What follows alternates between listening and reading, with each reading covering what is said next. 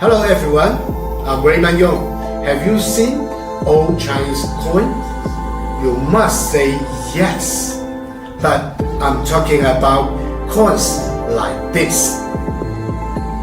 I've always loved using Chinese coins as a theme in creating magic tricks.